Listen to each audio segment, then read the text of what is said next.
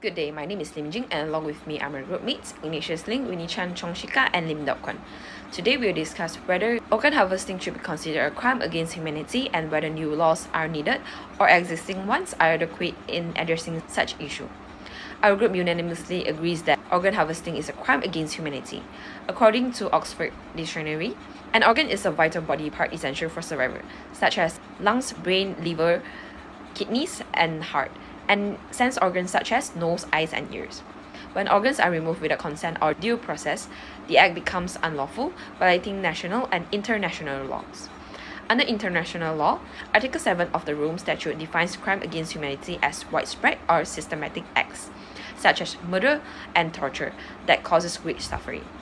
Forced organ harvesting aligns with this definition as it often involves severe mistreatment or killing for organ extraction. Furthermore, the Palermo Protocol supplements the UN Convention against Transnational Organized Crime and identifies trafficking for organ removal as exploitation through coercion or abuse of power. Similarly, the Universal Declaration of Human Rights ensures the right to life and freedom from torture, which organ harvesting blatantly violates. The Council of Europe's Additional Protocol on Biomedicine also highlights the need to protect human dignity in organ transplantation and strictly bans any organ removal for financial gain or without valid consent. This legal framework confirms that organ harvesting qualifies as a crime against humanity. So who are the victims?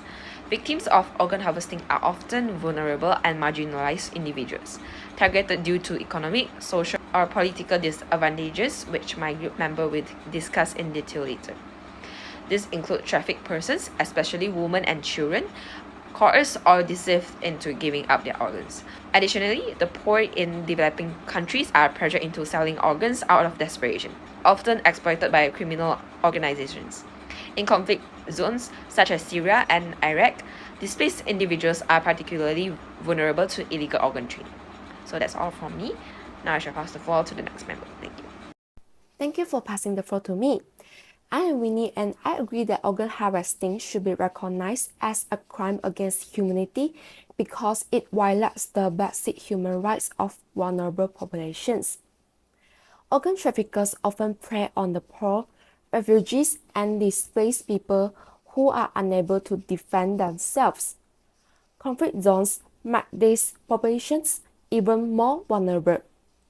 For example, the ongoing conflict in Syria had led to a significant rise in organ harvesting, with up to 20,000 sales reportedly happening.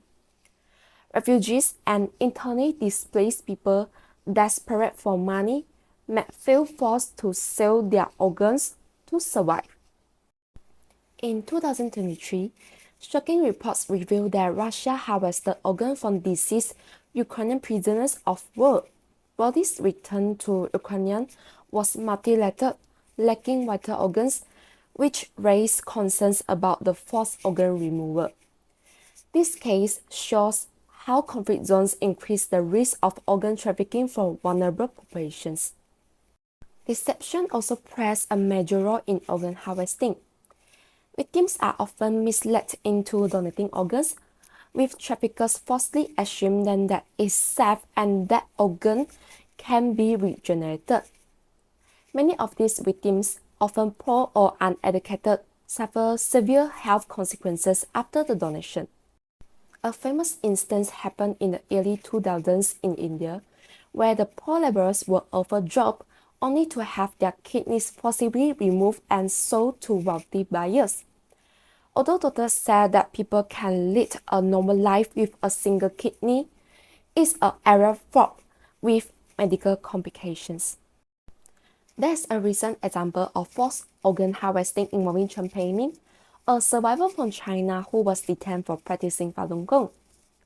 He was tortured and had part of his lung and liver removed without his consent. This is a common practice for vulnerable groups like Falun Gong practitioners, who are detained in state-run facilities where their organs are taken away for sale. Organ harvesting is a horrific violation of human rights.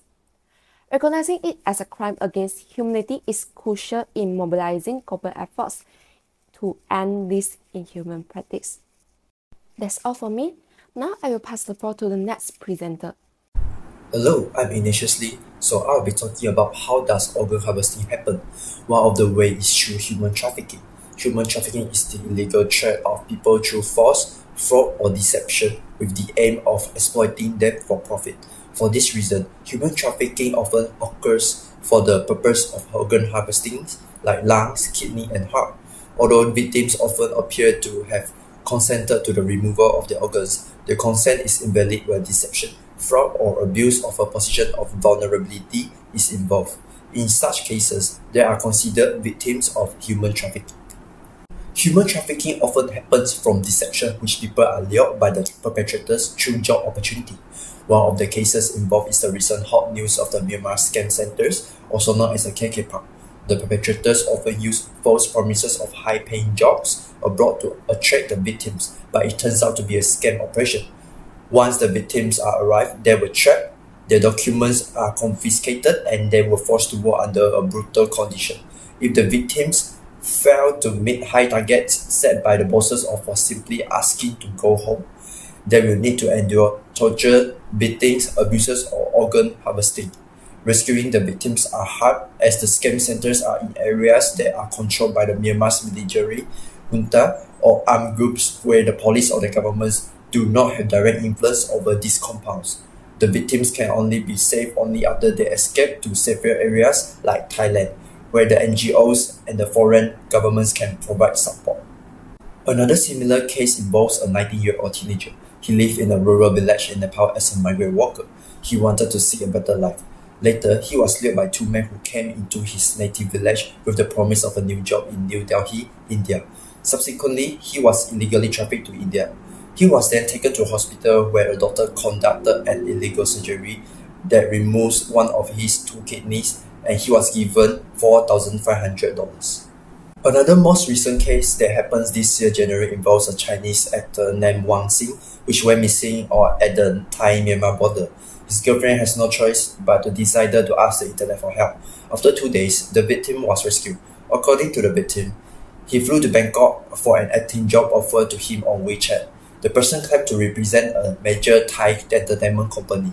Subsequently, he was picked up in a car and taken to Myanmar, where his head was shaved and he was forced to undergo a training on how to scam people on phone calls. So for the impact, these human trafficking cases that happens in Thai-Myanmar border has put a huge pressure on Thailand, whose economy relies heavily on tourism, especially from China. National image and reputation will also be affected. Moreover, the individuals start to worry about the social safety when traveling to other countries. That's all for me. Thank you. Good day, my name is Chongshikar and I'll be discussing on whether Malaysian organ harvesting laws are indeed adequate to prove such crimes under international law. The legislation that we have in Malaysia is the Human Tissues Act 1974, where it actually facilitates the process of organ donation. And Section 2 actually allows organs to be taken subjected to the written or oral consent to allow so in the presence of two witnesses.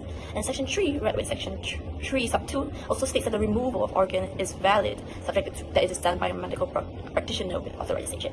So what this legislation would govern is that it ensures that the medical practitioner is indeed authorized and with license, and it also prohibits any possible coercion or any fraud due to the requirement of two witnesses. Another legislation that we have in Malaysia that somewhat talks about organ harvesting is the Anti-Trafficking in Persons and Anti-Smuggling of Migrants Act 2007, where they define trafficking in person to extend to the act of recruiting, conveying, transferring, harboring, and providing or receiving a person on organ harvesting. So it's not just the person harvesting the organ, but also extends the scope to the person in the process of organ harvesting.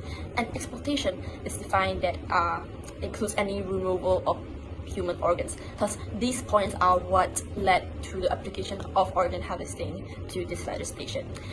Moreover, Section 12 also puts it an offense that any person who traffics in person for the purpose of exploitation, which is organ harvesting, would commit an offense. Thus, using this legislation, it is possible to put someone liable for organ harvesting. April 2023, New Street Times has reported that the Declaration of Istanbul on Organ Trafficking and Transplant Tourism has been signed by the Ministry of Health of Malaysia. So the effect of this is that countries that are signed to this are encouraged to make any legal frameworks to regulate organ transplant practices and to prevent any unethical behavior which may be unauthorized organ transplanting or organ harvesting. So the aim of this declaration is actually also to address the growing demand of organ sales, because due to the growing demand, there are also relates to many illegal organ harvesting, or maybe in conflicts of war, or just exploiting vulnerable communities.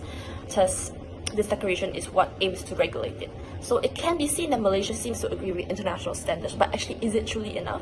So looking at Article 5 of the UN Convention Against Transnational Organized Crime, where it compels criminalization of intentional attempting or abetting trafficking. So it actually is not a choice, but it compels the criminalization, which makes it a legal blinding obligation. And Article 8 also protects any victims of organ harvesting that's found in another state to be returned to the original state in a safe manner.